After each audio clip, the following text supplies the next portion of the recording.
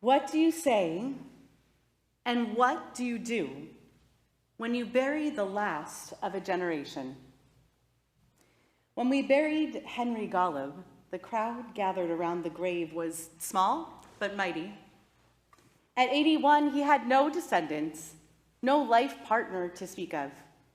Instead, the funeral was arranged by his doting nieces and nephews and their families. They faced this death, the loss of Henny, as he had been known to them, with solemnity and with brokenheartedness. He was the last of their parents' siblings to pass. They asked me, "What's the ritual that we do when the last of a generation dies?" I told them, I truly don't know. I'll explore a bit and see if I find any rituals for such an occasion. I like to think of myself as working my way to a black belt in ritual, and I was sure I'd find something, but I didn't. As we stood in the plain office of the mortuary, a few of the nieces and nephews pinned kri'ah ribbons onto their chests. As I watched them delicately affix these ritual objects to their lapels, I thought about the tenderness of this gesture towards their uncle's legacy. It was an extension of the care that they had shown to him in his lifetime, ensuring that he was cared for until his last breath. Now, in the immediate aftermath of his death, they would take on the yoke of mourning for their beloved relative. And they did so as a free will offering, a fully non-obligatory commitment to the dignity of the deceased. It made me think, in a classic moment of transference, of my own relationships with my aunts and my uncles. This loving kindness towards Henny, even and especially in death, was beautiful to behold. Our rabbinic canon and subsequent legal codes address this notion of a decedent without an adult male son, the medieval conception of someone who was obligated in saying Kaddish for them. Rav Eliezer Melamed, who's a student of Rav Kook and a modern Israeli Rosh Yeshiva, presents the chain as such, that if there isn't a living child of the deceased who is generally obligated in Kaddish, the family should then pay a God-fearing stranger to say Kaddish. He's quick to add that if there is a real ben or bat Torah in the family, they are preferred to a stranger. I thought often in the past few weeks and throughout the High Holy Day season about the idea of a relative who volunteers themselves to say Kaddish on behalf of their loved one. This year was one in which it was particularly fortunate that I heard Rabbi Kligfeld's Yom Kippur Drash twice, as I often do, which was a discourse on chosen suffering. As I considered the role of this hormesis in Jewish life cycle, this self-induced pain, I circled back to the mental image of nieces and nephews pinning their grief to their chest. What is voluntary commitment to Kaddish, after all, but a form of chosen suffering? I preach about the wisdom of the Jewish structured response to death to all who will listen. Introduction to Judaism classes, my Ziegler rabbinical students, families who are grappling with the news of a death. Kriya, Shiva, Shloshim for the month after the death, Yartzeit. My appreciation of these fixtures only grows as I watch people step off of the conveyor belt of life and work, sitting still in their loss, however painful or complicated. Chosen grief in Judaism is what happens when somebody righteously and lovingly reappropriates these obligations as nidavot, as offerings of the heart. Choosing grief is to elevate lived experience over the fixed categories of loved ones. Someone we love dearly is gone, and we reckon with that absence through the rituals that we know to be authentic and impactful. So many of us know from this chosen grief the emotional and spiritual journey we undertake in response to a death outside the circle of seven, parent, partner, child, sibling. We mourn for these others. In life, they were our uncles, our non-Jewish parents, our chosen parents, our best friends. In the Yizkor service, they are the others, the ones we held dear and now hold dear side by side with those who are bound by our tradition to recite memorial prayers. Volunteering oneself as a mourner is virtuous. It's also complicated. Whenever we try to carry out Jewish ritual without the force of obligation, there's a softening of its impactfulness. This shows up all over the place as society, for example, reimagines the role of women in many spaces. Baby namings as a ceremony for Jewish girls have only existed, for example, for the past 50 years. I vividly recall Rabbi Jeremy Kalmanovsky in the context of teaching our life cycles course at seminary, in which he said that it will feel impossible to give the same kind of weight to a baby naming, that's just a baby naming, as we lend to a brit milah, to a bris.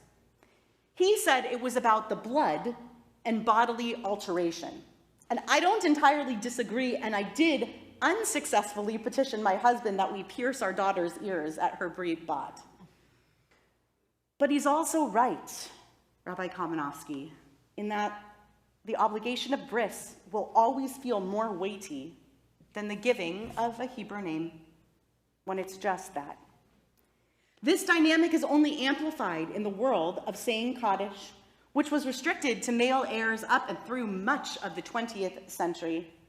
Greta Wiener, who's a sociologist who lost her father back in the 70s, shared a personal essay about her experiences alongside her sister in seeking to say Kaddish. As Greta wrote in Lilith magazine, besides the discomfort of navigating women's sections at Minyanim, where their Kaddish recitation was at best resented, was the awful sense that she and her sister were saying Kaddish gratuitously. It didn't count, not in the same way, and it was voluntary anyway.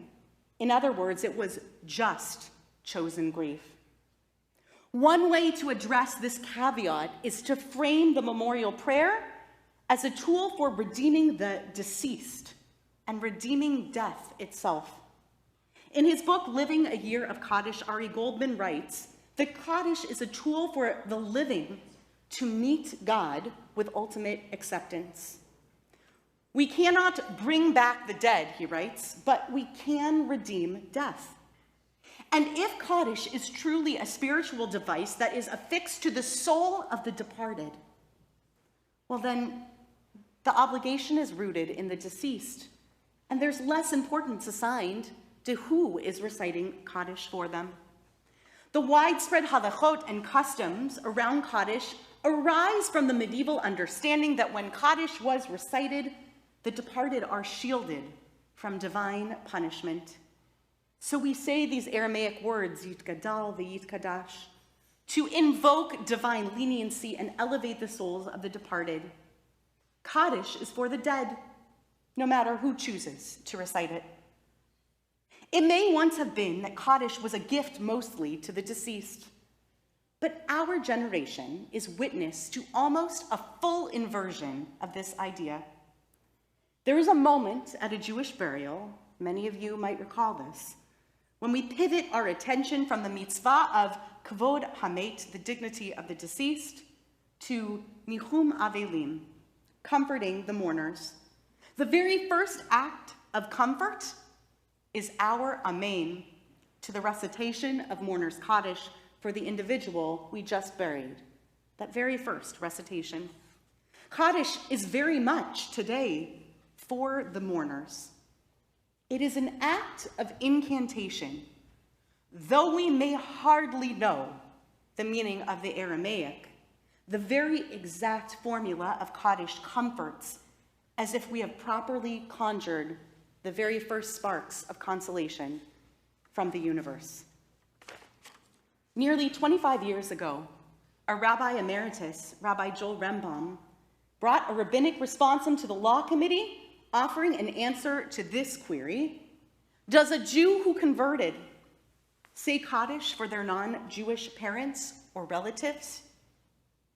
His tshuva in response was to obligate the mourners in Kaddish and the balance of Jewish mourning customs.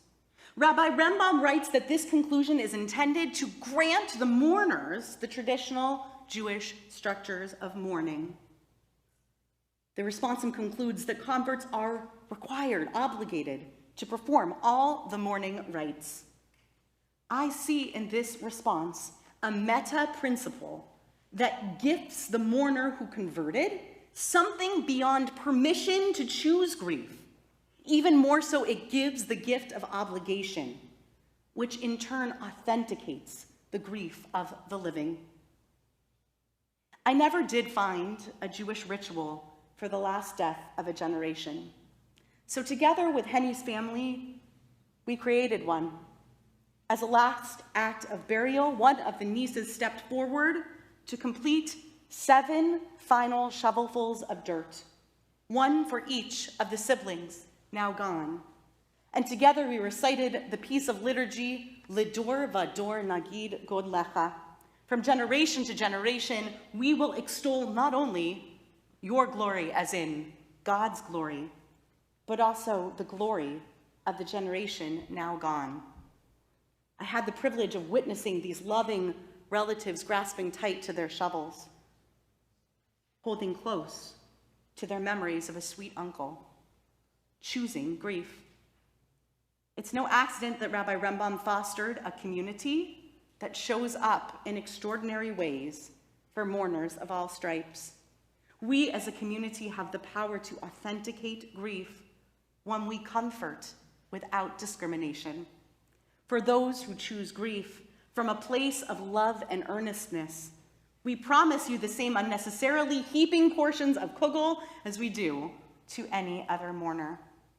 You have chosen grief, chosen to honor your loved ones, and for that, we choose to honor you.